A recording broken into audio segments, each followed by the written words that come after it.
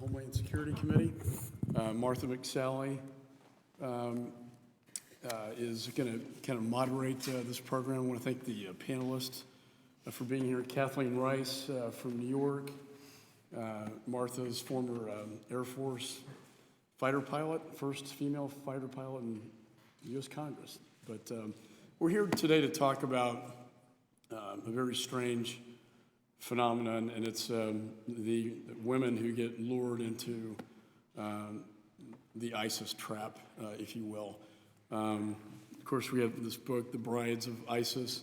It's something, quite frankly, as a father of 4 daughters, is hard for me to understand, but it's reality. Whether it be Katie Mueller, who was taken hostage and turned into a sex slave of al-Baghdadi and eventually killed, to the women from the United Kingdom who got lured into Syria, to the more recent episode in Austria with the 2 women who were also lured over the internet to Americans who have been drawn to the region, almost like it's some sort of sick online dating service. And we are trying to study this phenomenon and what can we do to prevent it in the future to protect women from a place that's is very male-dominated, if you will. These women, as you know, are mistreated, they're beaten, they are turned into sex slaves, and they become really the personal property or chattel of the ISIS military.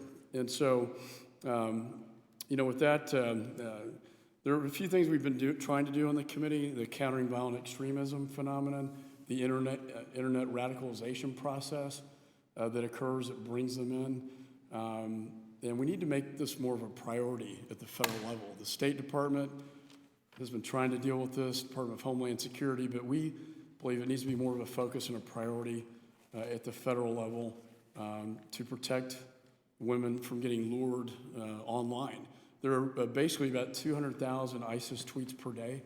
They get sent out from the region in Syria and Raqqa into the United States to both recruit military-age males, but also women to become their, again, personal property. And so it's a horrible human tragedy that is happening, and it's happening every day now, and I think we need to stand up and do something to stop it. And I just want to thank the panelists for all their hard work on this issue. And with that, I'm going to turn it over to Martha, who will introduce our panelists and say a few words. Absolutely. Thanks, Chairman McCall. Do we need to use these at all? Anybody? Probably. Does it matter? Yeah, it does, because we're matter. webcasting as well. Okay, got it.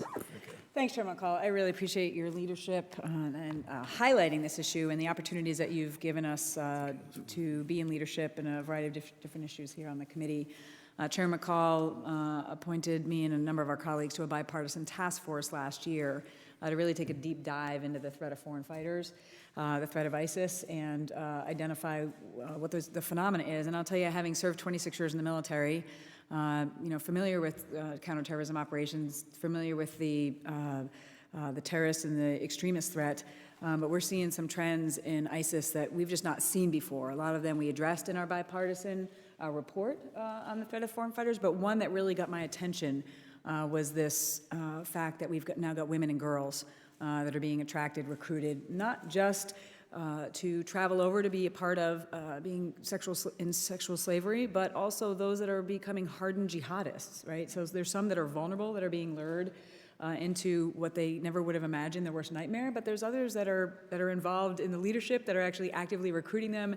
We've seen, the hardened jihadists, women and girls that we really haven't seen in previous extremist efforts. This is a new type of phenomena, and I want to thank my colleague here, Congresswoman Rice, joining me as a wing woman on this panel to lead this effort so that we can, together today, with the expertise that we have here on the panel, raise awareness of what's going on, because I talk about this around Washington, D.C. and in my community, and a lot of people, they just have no idea that we've got women and girls that are joining the fight.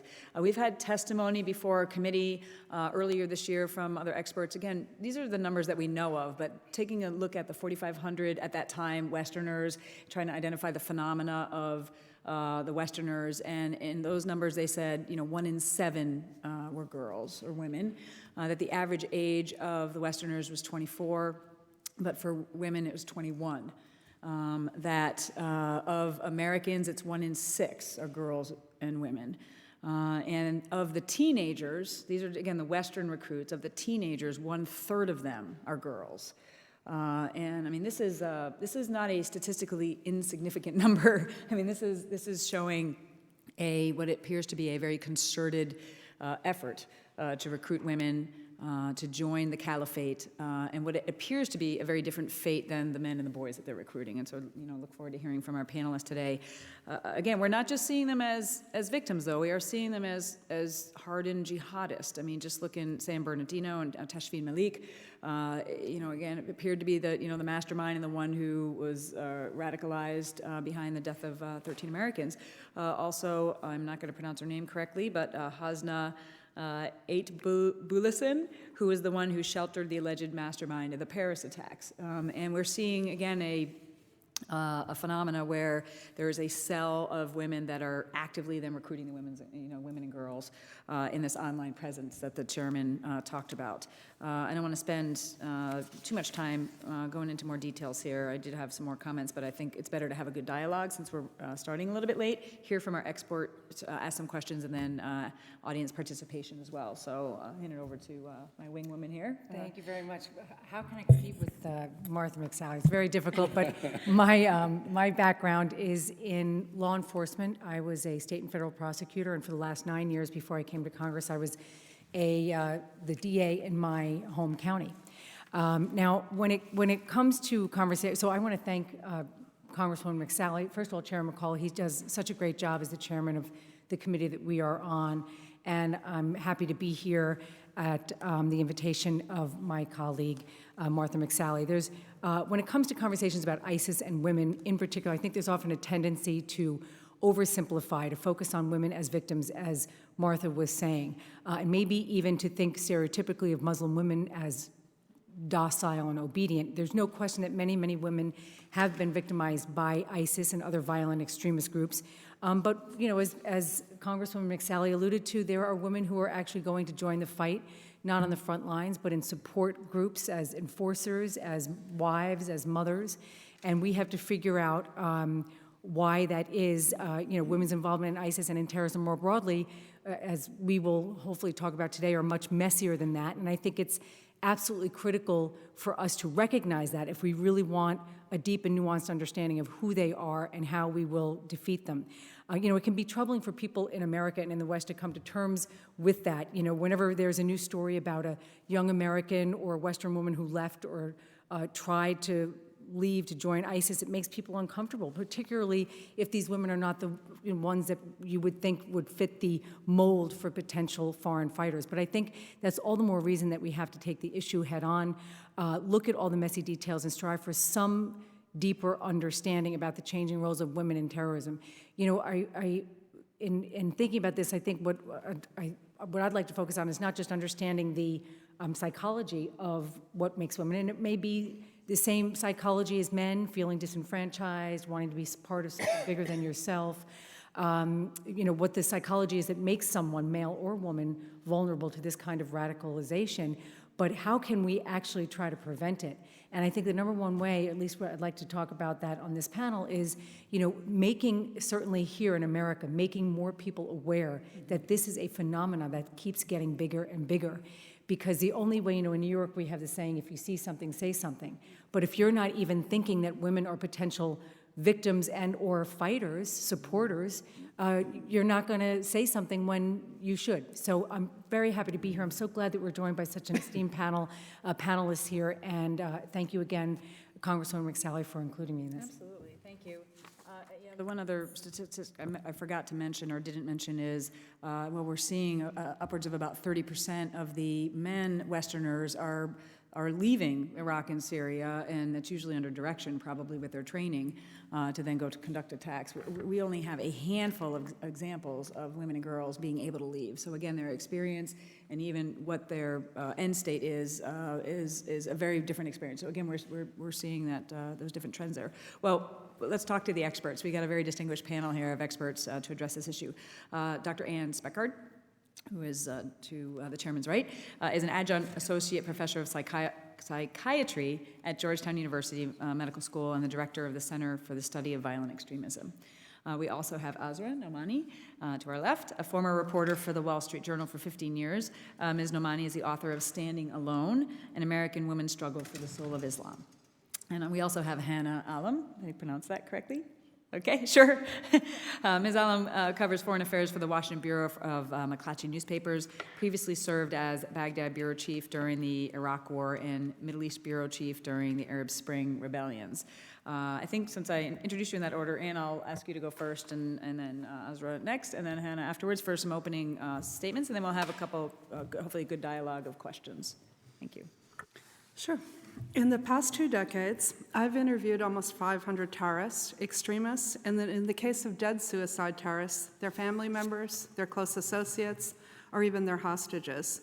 And these interviews took place in Europe, North America, Turkey, Russia, and the Middle East. My research questions have always been the same: to learn what put a person on the terrorist trajectory, and since I'm a psychologist, I wanted to know what could have prevented that and what could have been done to take them back off the terrorist trajectory. And in that vein, I consulted with the UK government when they were putting together their PREVENT program, and I also designed the psychological and Islamic challenge portions of what came to be known as the Detainee Rehabilitation Program for the US Department of Defense when they were holding 20,000 detainees and 800 juveniles in Iraq during the war there in 2007. And we all know that Islamic State is the most powerful, ruthless, horrific, and well-funded terrorist group in recent history. And today we're here to talk about the recruitment of Western women. Sadly, all over the world, young Western women are slipping out of their bedrooms, they're giving silent farewells, and leaving heartrending notes to their families, apologizing for their sudden disappearances.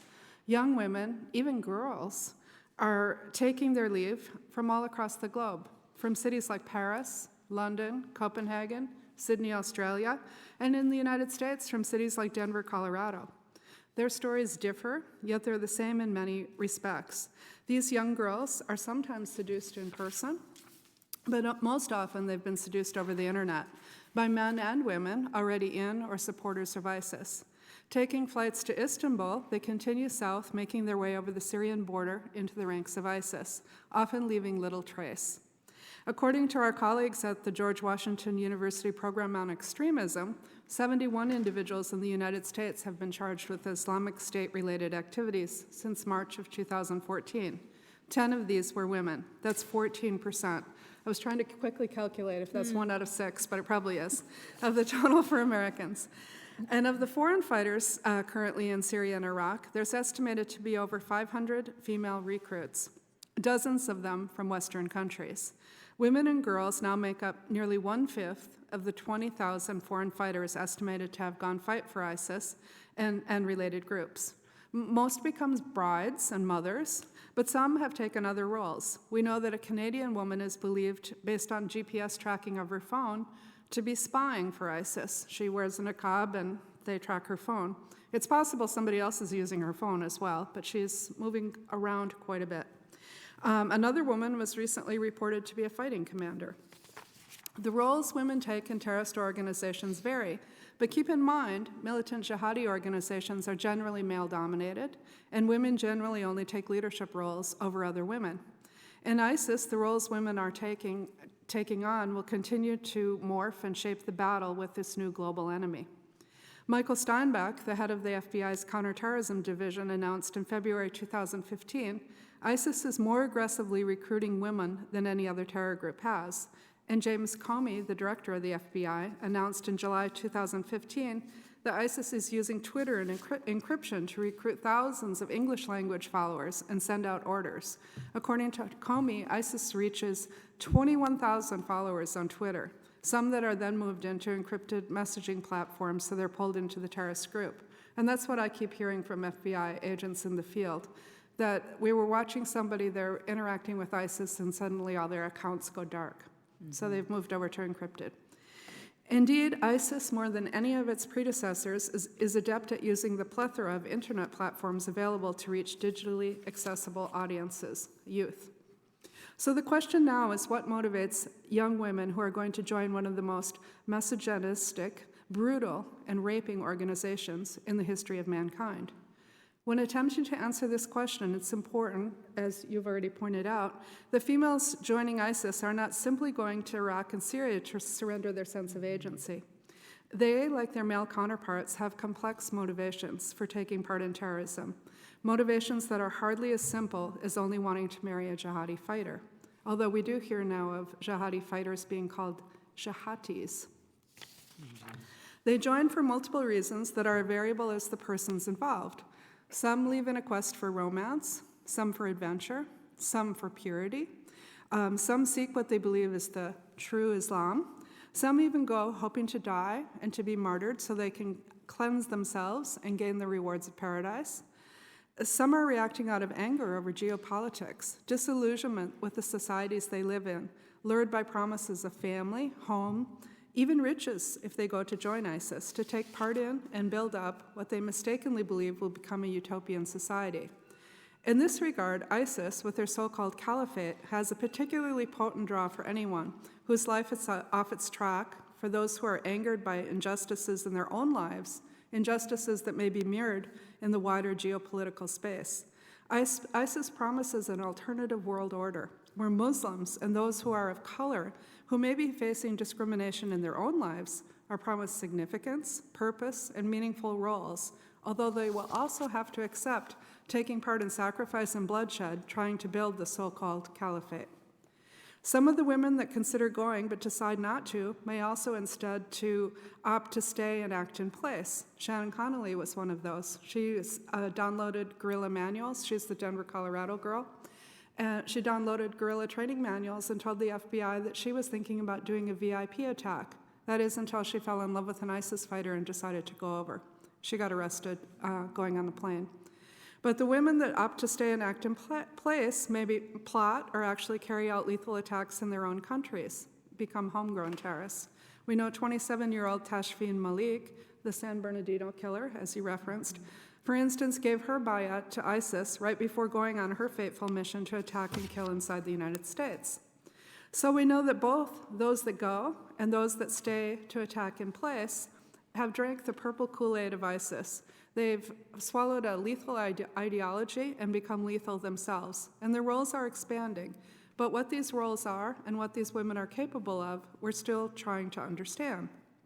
My own experience with conservative militant jihadi groups is that they often don't let females into combat roles or use them as suicide bombers until the going gets tough. The Chechens used them from the start. They were 50-50. But the Palestinians, the Iraqis, this is the ISIS precursor group, Al-Qaeda in Iraq, and other terrorist groups with more conservative roles for women did not use them as suicide operatives until there was a clear advantage to doing so. When terrorist leaders found that their men were no longer successfully passing checkpoints, but women could still breach while hiding bombs on their bodies, they began to send women. ISIS leaders, presently hemmed in by regime and PKK assaults and coalition airstrikes, may now be in that same mindset. Chillingly, it's been revealed that ISIS has a new marriage certificate, which both husband and wife sign. It declares that the final decision over life and death of the ISIS bride rests with the Islamic State's leader, al-Baghdadi. Under conditions of wife, it reads, if the Prince of Believers, this is al-Baghdadi, consents to her carrying out a suicide mission, then her husband should not prohibit her. This may suggest that the group is looking ahead to similar transition in using female cadres for suicide missions. And in our ISIS defectors interview project, and I want to recognize my colleague, Dr. Amit Yalla, who's here, we have been interviewing over 25 Syrians and Europeans who have been inside ISIS and left the organization. And we also have gathered data from recent defectors that ISIS has been preparing females to go as suicide bombers. One woman has already detonated herself in Istanbul, coming from ISIS. We're not sure if ISIS sent her or if she sent herself, and there may be many more to follow. And we also know from our ISIS Defectors Interviews project that Western women, when they arrive, are immediately put into an all-female brigade of the Hizbah. The Hizbah is the ISIS police force. They enforce morality, dress standards, sex segregation. They operate checkpoints. They oversee the sex slave trade, and they go on home raids. Western women serving in the ISIS Hizbah carry Kalashnikovs. They can order the brutal punishment of anyone they deem as having broken the rules of ISIS, and they basically answer to almost no one. So they're in a very privileged status. Likewise, we know from our ISIS defectors interviews that a group of Western women in ISIS goes daily to a house in Raqqa where they sit on computers and try to lure other women over the internet into ISIS. Indeed, one 13-year-old girl in the UK told authorities as she was stopped before going to ISIS that she had interacted with such women. She was sent so many pictures of Syrian mansions with swimming pools that she later told authorities that she thought she was going to Islamic Disneyland. So it appears that as long as the idea of the longed-for caliphate continues its euphoric power, and ISIS continues to demonstrate some modicum of success in holding and governing territory, young girls who are angry or concerned over geopolitics, who become convinced that militant jihad is their Islamic duty, or who feel off their tracks in the West while simultaneously enticed via the internet or in person by adventure, romance, the call to live as they imagine by Islamic ideals, while they contribute to a longed-for utopia, that they will continue to be seduced into the movement, and we will continue to see females going. Many have feared that Western brides, when they go, are subjected to group rape. I should note that that fate appears to be left only for the Yazidi slaves, although our defector interviews have also revealed that Sunni and Shia wives and their daughters are also captured and used as sex slaves by ISIS. Likewise, local women are forced into marriages with ISIS fighters and thereby are raped under the rubric of marriage. Western women who join ISIS, however, generally tweet and blog positive statements about their time in ISIS. They cite both the hardships and the material blessings of living in the stolen quarters of others, taking over their cars and other material goods. But when a Westerner loses her husband, the house, the car, and the relatively higher standard of living is suddenly all lost. It all falls apart. According to our ISIS defectors, she's quickly handed to the next fighter who wants to marry her, and often without her consent. If she tries to escape, she's killed, or she's sent back and forced to marry. If she manages to escape, as I heard from 2 Belgians, there's still dangers to outmaneuver. She may fall to the hands of smugglers who rape her or extort sexual favors to get her across the border into Turkey. And ISIS doesn't give up easily, as I know from one of my European interviews, where the father helped his daughter to escape ISIS after she went with her husband and her husband was killed by coalition strikes. She was pregnant and trying to flee. Her parents received text messages, first warning that their daughter was in grave danger and should return instead of being killed. And then they conceded, okay, she can leave, but not until she's returned to give birth and nurse her child, because according to ISIS, the baby is ours. Thank you both for having me. Thank you. Azra, let's hear from you next. Thank you so much. Thank you, Anne. Thank you, Anne, for taking us into these dark universes that few of us dare to go. What I would like to do is take you also into the dark worlds that I have come to know as a Muslim, born in India, grew up in West Virginia. I'm reminded today, as I sit here, of a moment 15 years ago when I started on this journey to try to understand radicalization in our communities. I was in Islamabad, Pakistan. The 9/11 attacks had just happened. My aunties had come over from India, very liberal, secular-minded women. They loved their Bollywood movies. But what had happened over the last 20 years in Pakistan is that they had slowly become radicalized. into an interpretation of Islam that was being exported by the government of Saudi Arabia. First, to radicalize the men to be mujahideen in the war against the Soviets, and then to transform that country into, as much as they could, a state that followed an Islamist or political Islam agenda.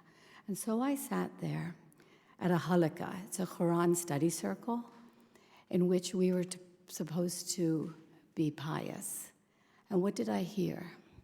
I heard there then about the curses of the West.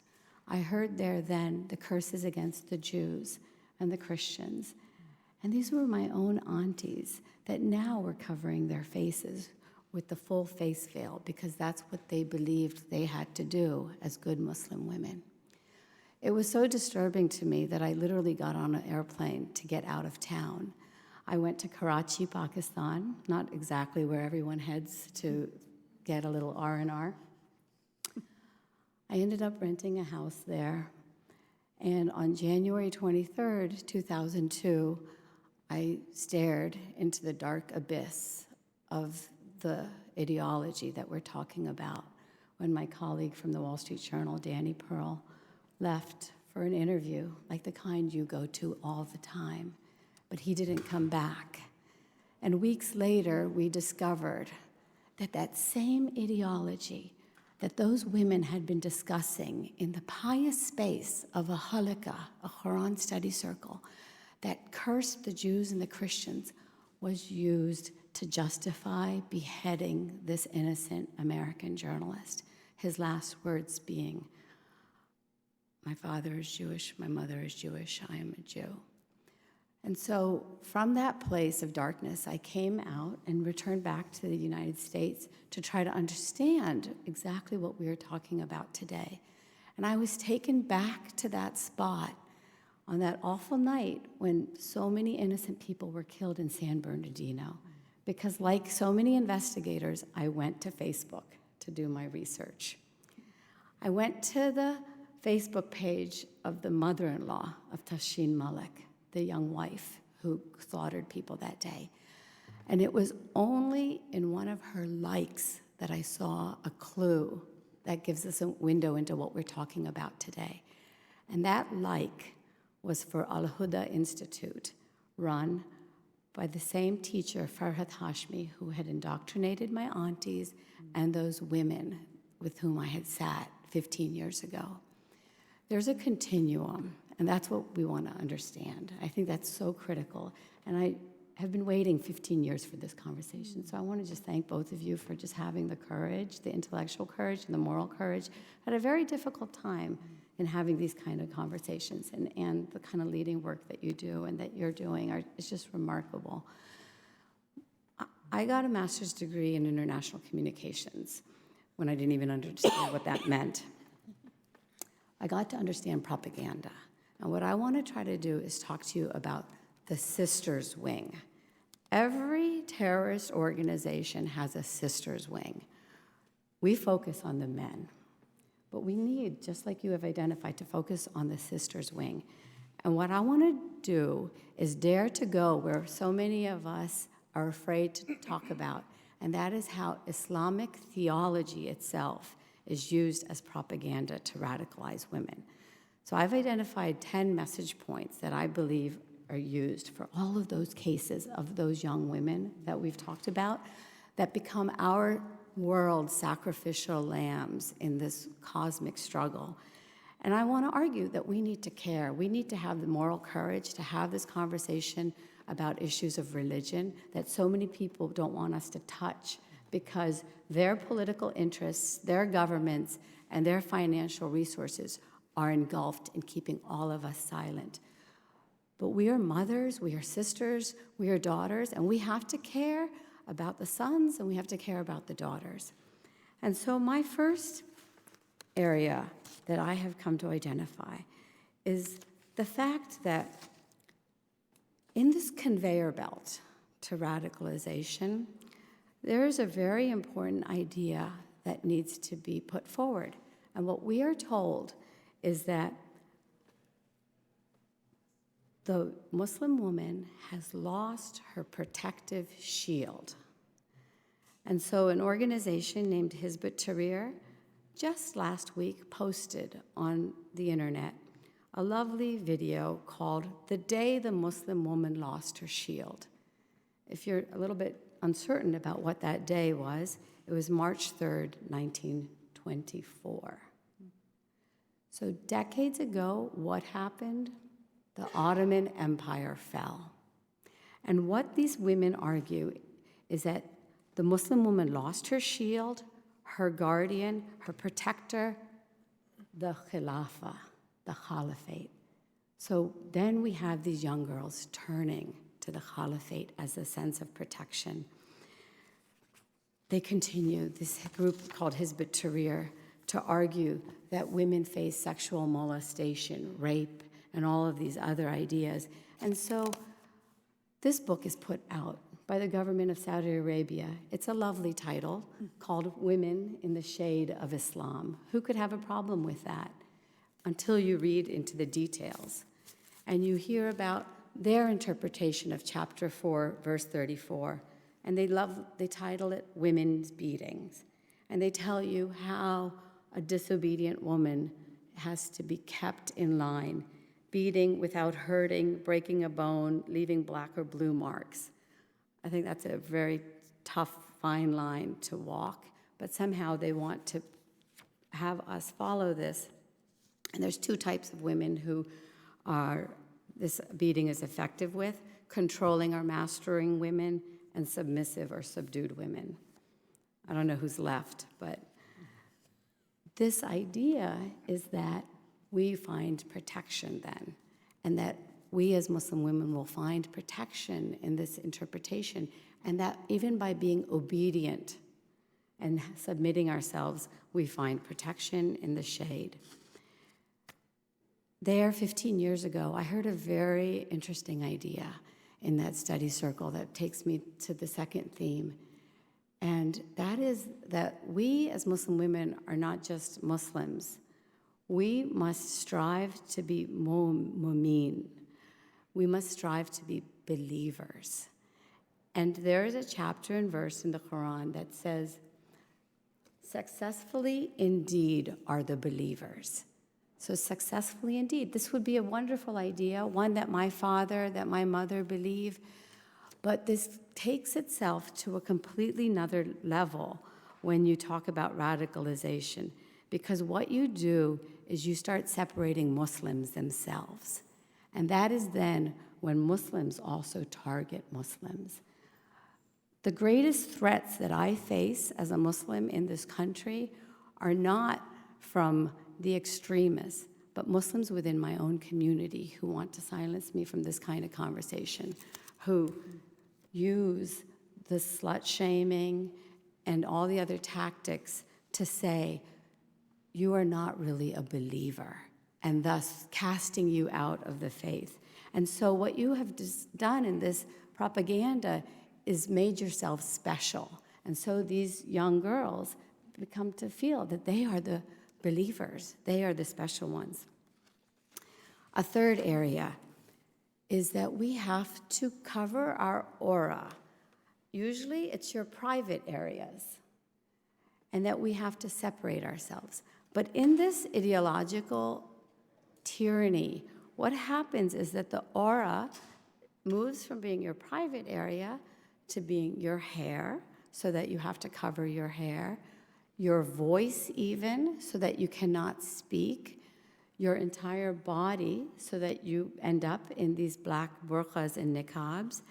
And so I have here a Quran that comes from the government of Saudi Arabia. They take the chapter and verse that says that women should cloak themselves, and they add to it, you should cloak yourselves so that only 2 eyes are visible, or 1 eye. And so that is why we end up with those beautiful blue burqas, where these poor women end up thinking that to be pious, and the men believe they have to look at the world through this netting. And so this is the fundamental belief that means that women have to separate themselves. And why does this become dangerous? Because young Alex, indoctrinated in Seattle area by some of these indoctrinators, was first sent a headscarf, a nice, beautiful headscarf as a symbol of her new piety. And of course, a woman should be allowed in any part of the world to choose what she wants to wear. But we have to be very honest about the fact that these fabrics are used as a symbol of an ideology, and we would be very naive if we didn't think about it. So this happened to Alex. And then our lovely book here called The Parda tells us too, old men and Parda, which is a separation of women from men. Old men are also vulnerable because they lack the abilities and are so weakened to be able to resist carnal lust. And so with this kind of propaganda, the woman comes to believe that she must live a separate life to protect the men. So we think that this is meaningless, right? That there is no significance for this kind of sartorial effect on society. But in this book called In Support of Hijab that I purchased right here in Northern Virginia at a store called Halal Co., you go to the part that talks about the hijab, and it says, it is compulsory, and to think that it is not is a sin, which only can be remedied by repentance. And so what you are doing in this continuum is you are deciding that there is a checklist by which a good girl lives. And of course, people can live very peacefully in that space. But on the conveyor belt of ideas, what you end up with is in Libya, ISIS, putting up billboards that tell you how thick your fabric of your clothing has to be. You end up with women who end up beating other women if they do not comply with these regulations. You end up with mandatory laws that require that women live with this partition. Because hijab does not mean headscarf, it means separation. And that comes to the fourth point, which is you put forward an idea that women have to act as enforce hers to other women. In Pakistan, they call these women chicks with sticks because they literally will beat a woman if she is not compliant with the rules of piety and the believing woman. It's a very dangerous trajectory, and it's one in which we hear disturbing comments like the fact that mothers in the Islamic State are now forcing some of these sex slaves to have abortions or use birth control in this wonderful article by Rukmini Calamachi at the New York Times so that their sons can continue to have sex with these sex slaves. Our fifth point that I've identified is the idea that we as Muslim women cannot imitate the disbelievers. Where did I find this idea? A website called alminbar.com, run by the government of Saudi Arabia. Every Thursday night, your volunteer imam at your mosque can download the sermon. And this is just one of the messages in sermon number 184. We are the masters before we assumed these Western traditions that ruined the free Muslim nation. It's men, and especially it's women, who have rushed after the unknown in a breathless attempt to imitate the West. So what's the message?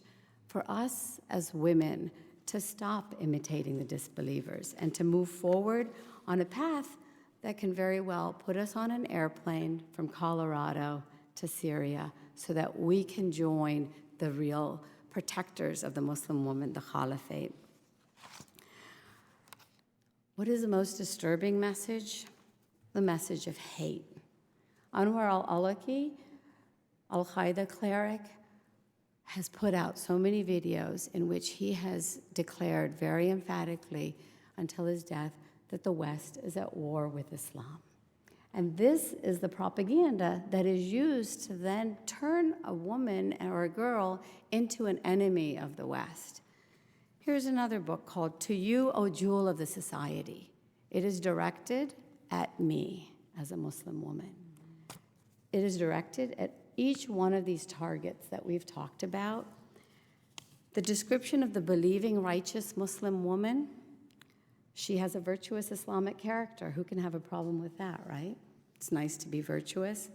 Oh, and by the way, her likes, her dislikes, and her hatred, it's spelled out right here for us, for the Jews, Christians, hypocrites, secularists, and the proponents of women's liberation, in quote marks. This makes an enemy out of most of us. But we are special in our biology.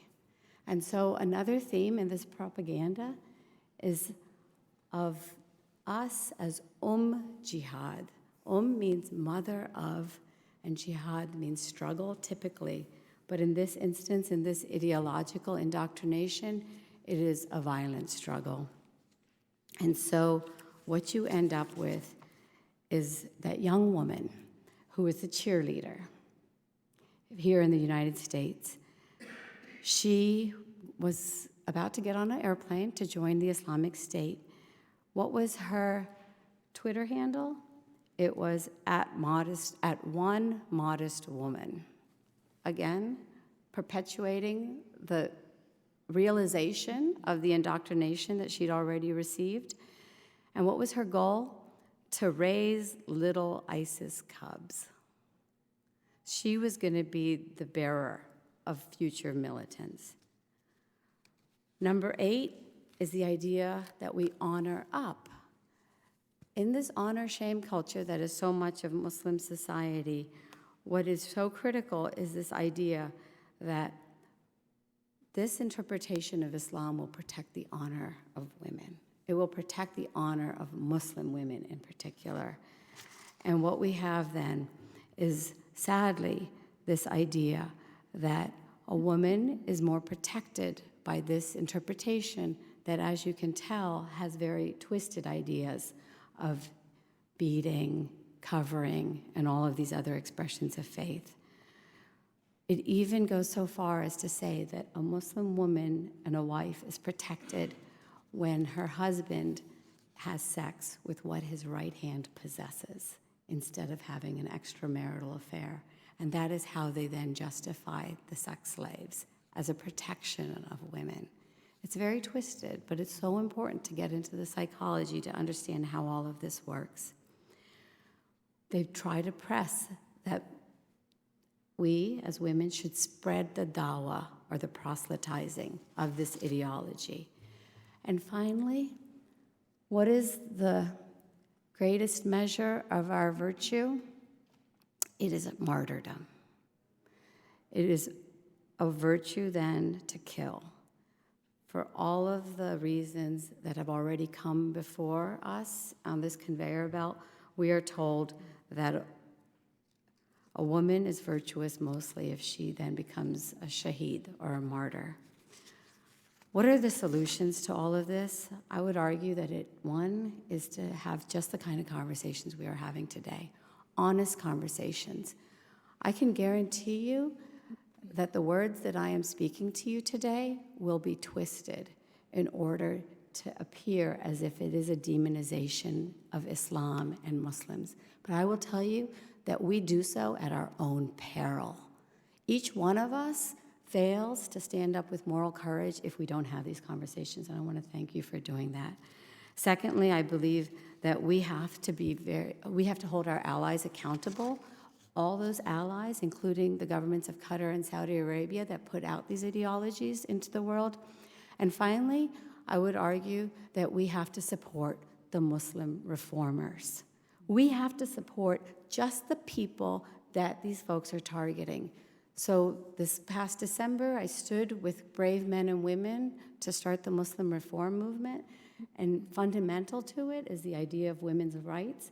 And I am happy to have a target on my back if that makes me a criminal in their eyes. And I thank you so much for caring so much about our world that you had this conversation. Thank you, Ezra. Some of what you touched on, I experienced personally. I just have to pause for a second.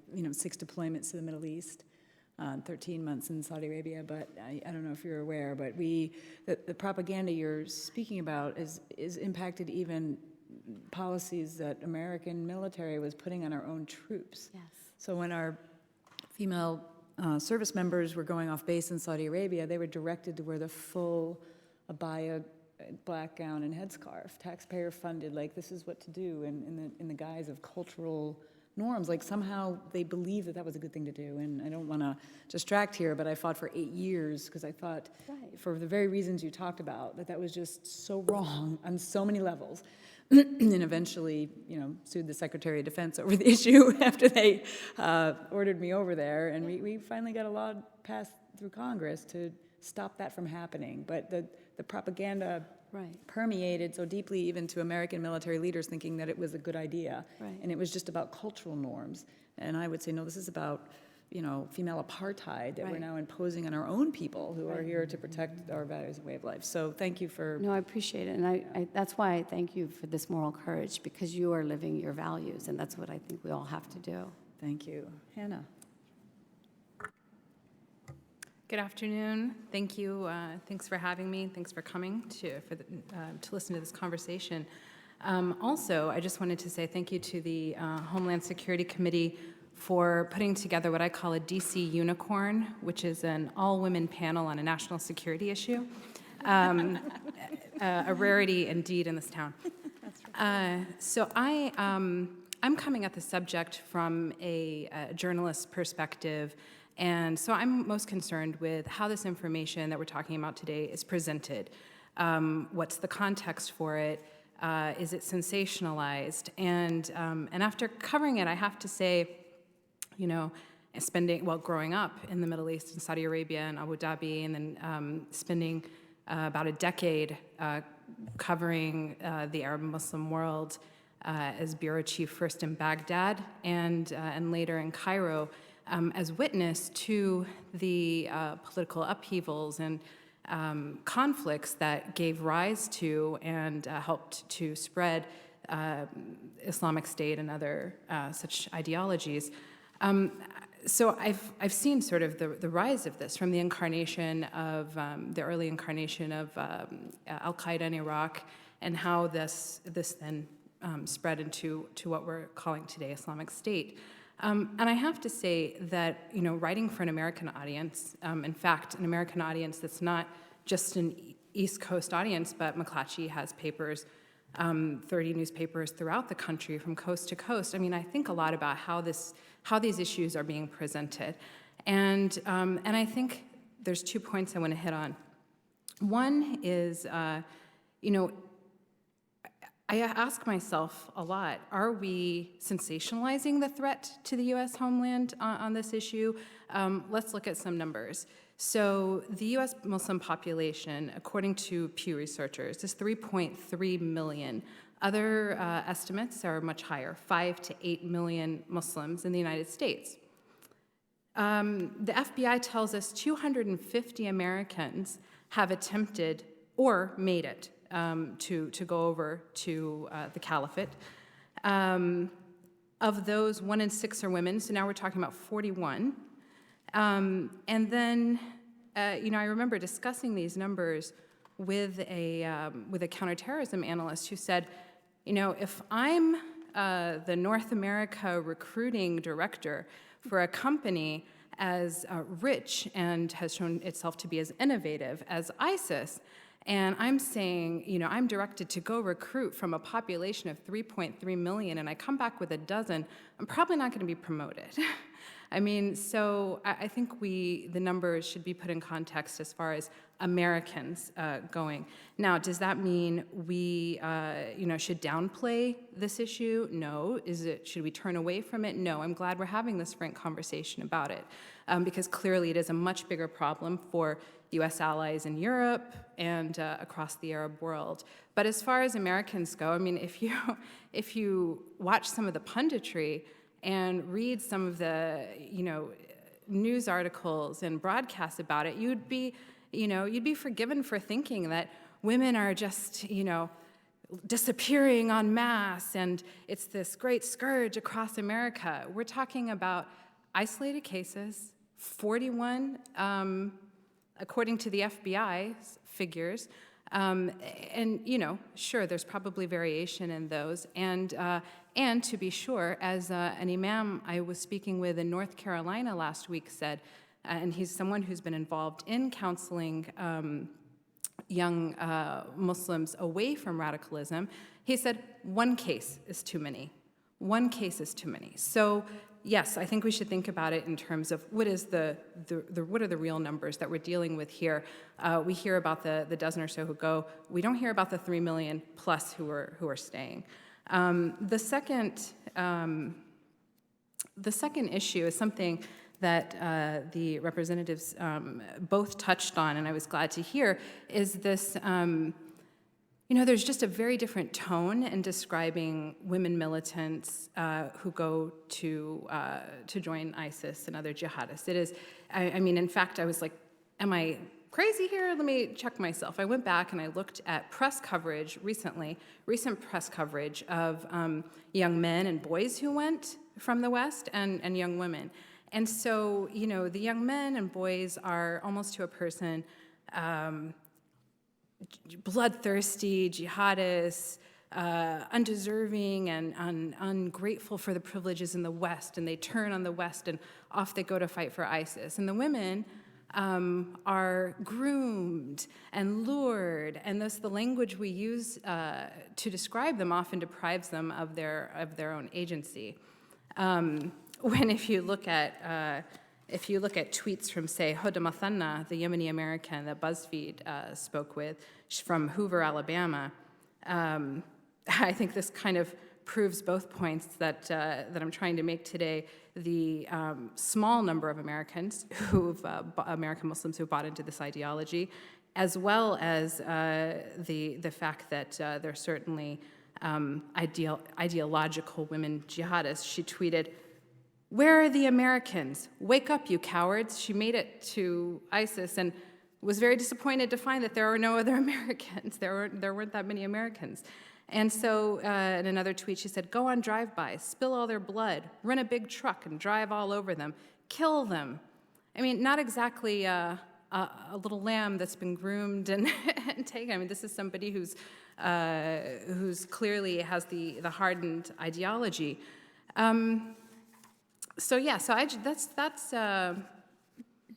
That's what I'm looking at, is really how we cover these. And I just feel like you get this sense. One of that it's this Sharia at the gates type of threat when you look at news coverage, for example, of San Bernardino, awful tragedy, and here we have news reporters going through the belongings of the shooters, saying things like, "There's a teddy bear in the crib.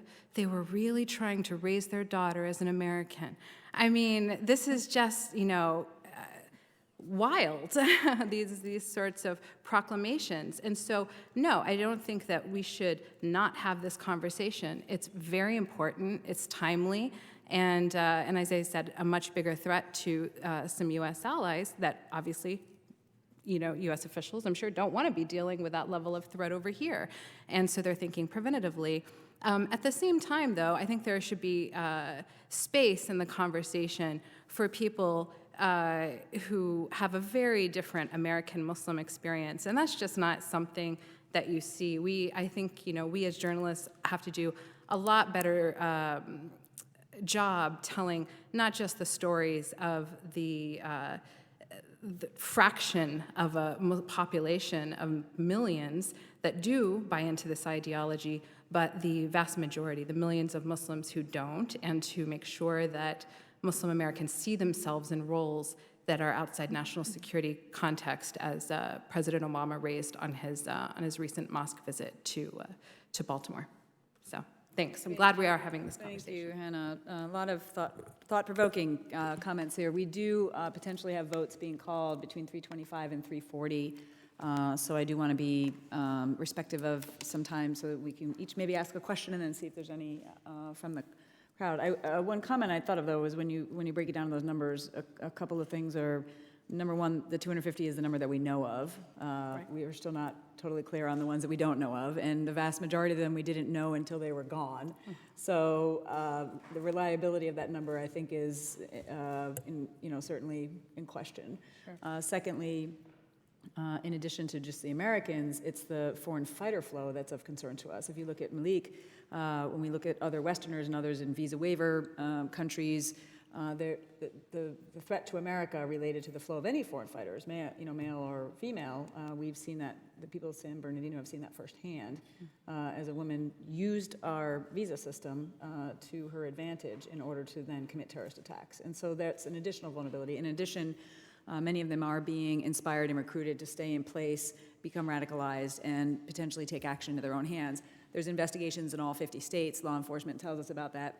And again, they're more concerned about the ones that we don't know of, not the ones that we know of. So I think it is to say, hopefully the punchline of this whole thing is not just 41 people. I mean, it's much larger of a potential threat because of that multi-layer vulnerability of those that have traveled from us to there, those that could come, back, that have the access to travel to America, and those that are being radicalized in place. So just kind of But surely still a minority. yeah. compared Absolutely. to But if it's population. your daughter or if it's your community or your loved one who's killed by someone like Malik, then that's certainly unacceptable.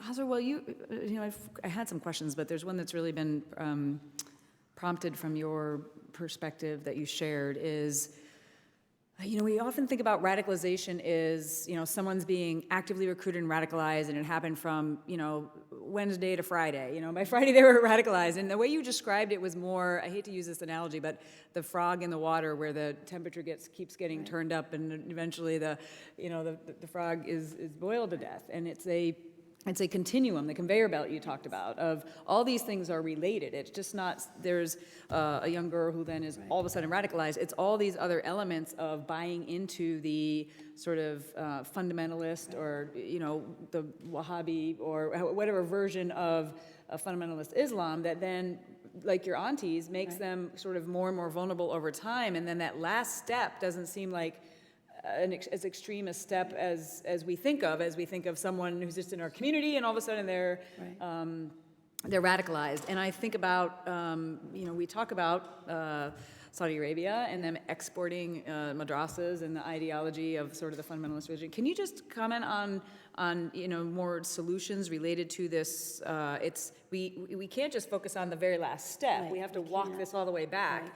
And as you mentioned, as we're talking and addressing our allies, that we are being honest and having an honest conversation with them about fueling that kind of ideology and planting it and funding it around the globe. Right. Like, it just shouldn't be much of a surprise. Yeah, Hannah mentioned the mosque in Baltimore that President Obama visited.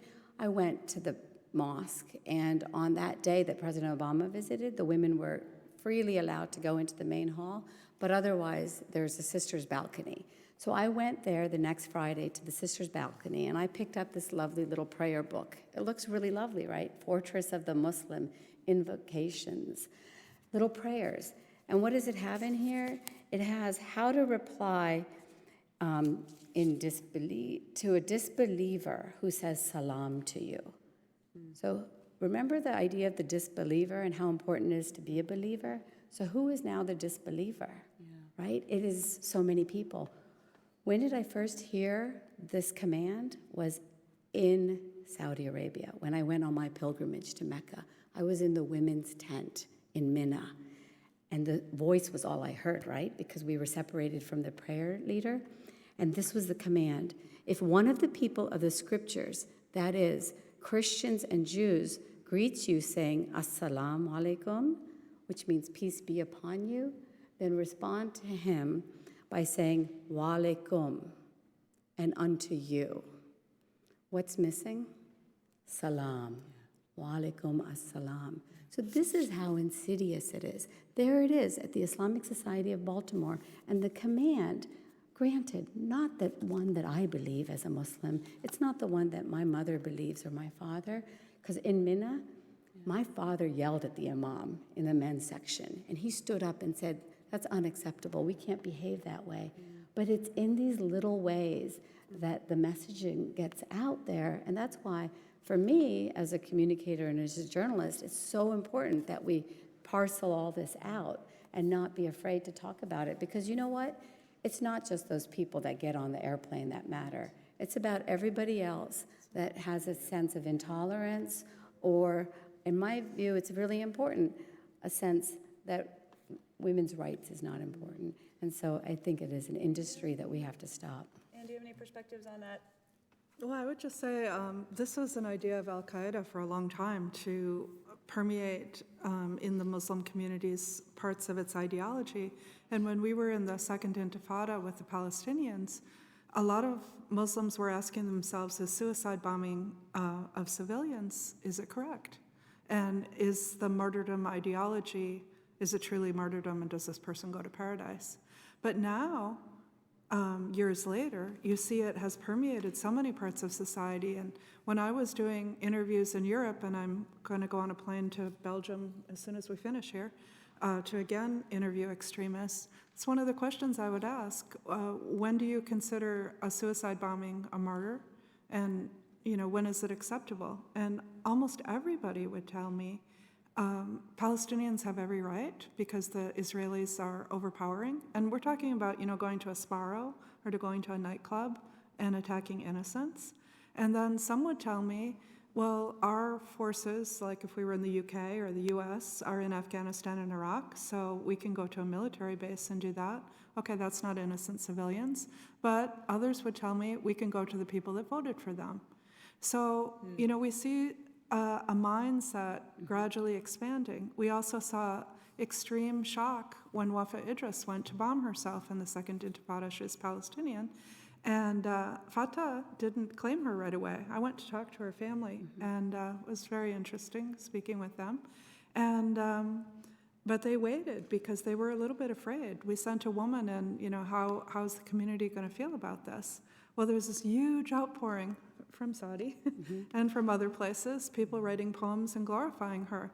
So now it's been accepted that women can go martyr themselves in this way. And we also saw Shamil Basayev, that's a Chechen leader, saying before he was killed by the Russians, saying the Russians had fought in horrible ways against them, which was true.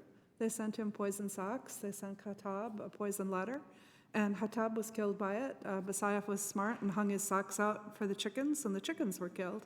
But he said, if they're willing to use poisons, I'm willing to use poisons. And put it out there as, you know, a whole argument for WMD, that whatever the enemy uses against us, we're willing to use. And we see ISIS in our interviews, we're hearing the same thing. You know, whatever ISIS does, we saw the Jordanian pilot, you know, burned up because he threw napalm, and they said on civilians, so then they could burn him. So we see these ideas permeating and making it more acceptable, so that it used to be that you had to be in a cell and you were groomed and recruited for a very long time period. Now we see people very, very quickly jumping to terrorism because a lot of the things they already accept. And but I, on the same side, want to say I totally agree with you. I mean, we see a lot of things in the press hysterical about Muslims. There's certain politicians that should just disappear from the face of this earth, and you know, it's very insulting, and it just fuels extremism by making us afraid of our neighbors. We're in this together, and Yeah, well, and if I may, you know, I grew up in going to a mosque in Oklahoma, and incidentally, the same mosque where Zacharias McSally, the would-be 9/11 hijacker, went. My parents were married in that mosque. He was kicked out by the congregation before any of that because he was lecturing people on halal, just, you know, doing these things that just didn't fit with the nature of that community. And I see that again and again. So I've been to mosques where, yes, all the mosques have a lot of the Saudi literature that I've never seen anybody open. But the fact that it is there with these damaging and negative portrayals of the West, of women, sure, those are there, and those are so anathema to so many American Muslims that there's this whole movement called the unmosqued movement. There's a whole documentary about it where people don't want to go to mosque and be railed at by a Saudi-imposed cleric. You're saying the kinds of things that Asma was reading. It's not their reality, and so there's different movements that are sort of self-policing. And so I just wish those sorts of things, the organic imams movement with Zaytuna University out on the West Coast, where they're starting to, graduate more homegrown native English-speaking imams who can weave pop culture and American life and everything, and reach more mainstream American Muslims. I mean, I would just wish that we had the same sort of coverage that we do of the fringe extremist movement. I wanted to just say just real quickly that the two examples that you cited, kicking Zakaria McSally out and people being unmosqued, is, to me, not the solution, because the solution is engagement. And I believe it is about challenging the Zakaria McSally and bringing him back into an interpretation of Islam that is peaceful, and it's about taking back our mosques, basically, from these houses of this ideology. So I just want to, Hannah, you talked about the kind of political rhetoric, and right now there's a lot of it going around given the presidential race that's coming up. And, how much responsibility do we as politicians, but also journalists who are reporting, they decide what's newsworthy? Right, so when you say, why aren't we talking about all these other things that are going on? Well, because the media is deciding that's not newsworthy. So, and I don't know if it's a question or just a comment or just a quandary of, so here we are, and how do we get where we need to go? I understand what you're saying, where let's not say this is a 3-alarm fire when you're talking proportionally about a very small number. But it's a number that is going to grow, it's going to continue to grow, especially if the political rhetoric remains as incendiary as it is, I would think. So I don't know your thoughts about.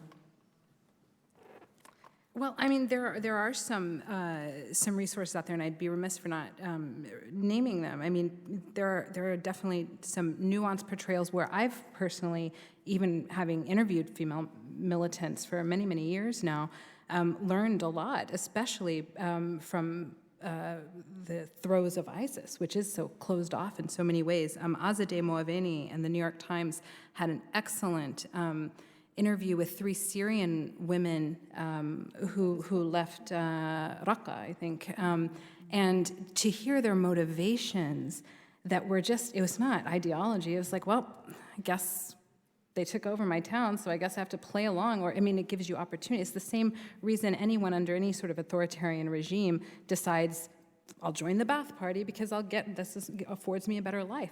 So I found that fascinating. Rukmini, who we've mentioned, Kalamaki from the New York Times, has done a great job of explaining the sort of perversions of doctrine that justifies for ISIS fighters their subjugation of women and anyone, actually, under their rule, not women. And then I thought Seyvan Salim, I think she's Iraqi, reporter. She did a big project for the Daily Beast on the Yazidi women, which, a lot of people have done the story of the Yazidi women. This was the most nuanced, respectful, least sensational, and the information that I took from it was that there were ISIS wives helping some of the Yazidi women escape. So you can definitely, and I think it's important to pay attention to those cracks in the ISIS rule. If it's in your own house and your wife is betraying you to help someone escape and having buyer's remorse for having joined this organization, is that something to be looked at, exploited, studied further? Great. I do want to give an opportunity for anyone in the audience here to ask some questions. We'll start with you.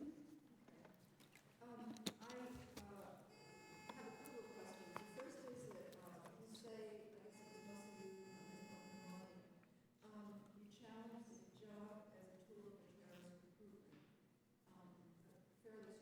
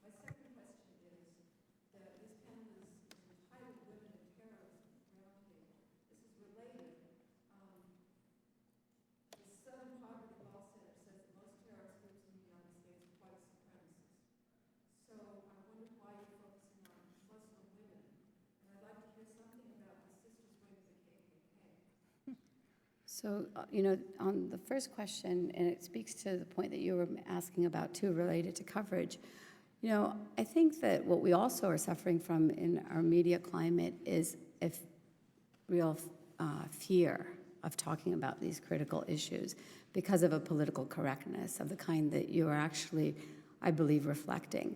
Because the fact is that there are governments that are the same ones putting out these ideologies that are also pumping millions of dollars into the idea that the West is at war with Islam. I'm a Muslim, and I do not feel that the West is at war with Islam. I believe, in fact, that people are frustrated in America because we aren't having these kind of honest conversations. That, in fact, the realities of the headscarf, for example, being used as a symbol of ideology is something that people are afraid to talk about for just the kind of question that you presented to me, as if I was saying something that was unfair upon Muslim women. People don't want to talk about the ideological problems, but I can tell you today that I just learned about how after the Bosnian conflict, women were paid $50 to put a headscarf on as part of their ideological penetration into Bosnia. And so if we don't have those kind of honest conversations because we're so afraid to touch it, then I fear that we are going to be in the same spot 20 years from now, and the numbers are going to be even higher. And on this point about white extremism, we absolutely have to confront extremism in all communities. What I'm arguing as a Muslim is we fail to do so at our own peril when it comes to issues of Islam if we are afraid to have this conversation, and I believe that we have to have it about all communities. Great, thank you. All right, we did have votes called, so let's have just one last question, and then we do got to wrap it. Actually, my question is to two lawmakers here. I'm curious, since all roads seem to lead to one place, and that's Saudi Arabia as the exporter of the Wahhabi Salafi ideology, what's the political atmosphere like in Washington, we can say, when it comes to either holding one of our closest allies responsible for this, and what sort of obstacles might politicians face? May I just add to the question? And Turkey, another ally, because that's what's Okay. kept As the long as border we're open. doing that, Qatar also. Because I just want to argue that, Saudi Arabia has appropriately become a target of conversation, but Turkey is a very significant player, as is Qatar. Yeah. So I'm on Armed Services and Homeland Security. I'm not on Foreign Relations, but again, I have at least a background understanding and spent a lot of time in that part of the region. I think we've got very complex threats that we're facing across the globe, but if we just look at the Middle East, there are some challenges of trying to, if we look at what's going on, again, even with ISIS in Iraq and Syria, and trying to do what we can to roll back the territory that they have and not create the state that they've set up, which then allows them to have resources and export terror. And we're focusing on our Sunni Arabs trying to help with that fight, then there needs to be alliances that line up in order to try and get some of these other nations in order to participate. But it's much more complex because, of course, you've got the Sunni Shia dynamic, and many of them are concerned more about Iran and their extended reach as the largest state sponsor of terror, and how any sort of actions towards ISIS would actually tip the scales to greater favor Iran, which makes it more complicated. And then you see obviously what's going on in Yemen and the dynamics that are happening. It's just a complicated region, right? And look, you don't have to tell me about the frustrations of some of our decisions with our allies like Saudi Arabia.